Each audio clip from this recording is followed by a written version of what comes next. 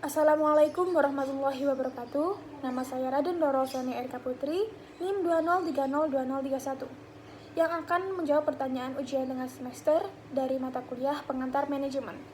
Soal yang pertama, apa yang kalian pahami tentang manajerial? Manajerial merupakan perpaduan seni dan ilmu. Sebuah ilmu mengatur segala sesuatunya dengan benar. Pelaku ilmu ini disebut dengan manajer.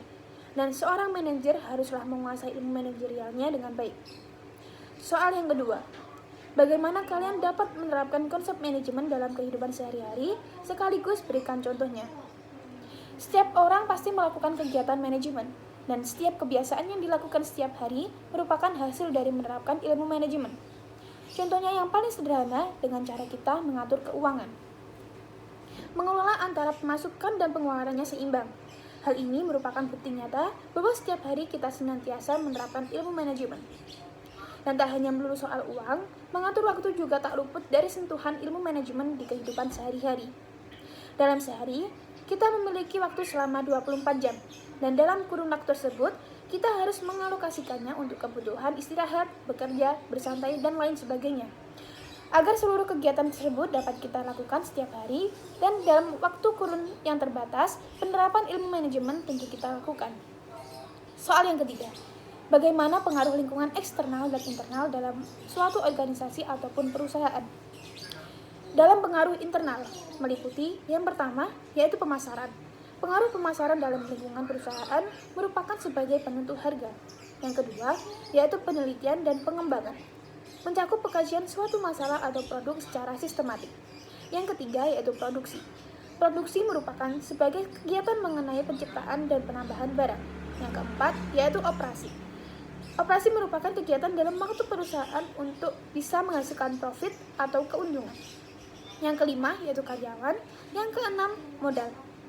Lalu, pengaruh eksternal meliputi pesaing atau kompetitor, pelanggan atau customer, pemasok atau supplier, pembuat aturan atau pemerintah, dan lain-lain. Selanjutnya, partner, teknologi, lembaga keuangan, dan pemegang saham. Soal yang keempat, jika kalian sebagai pemimpin, bagaimana kalian bisa melakukan proses perencanaan dan pengorganisasian yang tepat? Proses perencanaannya, yang pertama, menetapkan target atau tujuan. Perencanaan dimulai dengan keputusan-keputusan tentang keinginan atau kebutuhan organisasi atau kelompok kerja. Yang kedua, merumuskan keadaan saat ini, pemahaman akan posisi atau keadaan organisasi sekarang ini daripada tujuan yang dihendaki akan dicapai. Yang ketiga, mengidentifikasi segala kemudahan dan hambatan, segala kekuatan dan kelemahan, serta kemudahan dan hambatan perlu diidentifikasikan untuk mengukur kemampuan organisasi dalam mencapai tujuan. Keempat, yaitu mengembangkan rencana atau serangkaian kegiatan untuk mencapai tujuan. Lalu, proses pengorganisasian. Yang pertama, menetapkan tujuan pengorganisasian. Yang kedua, menetapkan tugas-tugas pokok anggota organisasi. Yang ketiga, melakukan pembagian tugas-tugas pokok menjadi tugas-tugas yang lebih rinci. Dan yang keempat, mengalokasikannya sumber daya secara yang tersedia. Kelima, ketika terjadi sesuatu masalah dalam organisasi ataupun perusahaannya, apa yang kita lakukan dalam mengatasi permasalahan tersebut?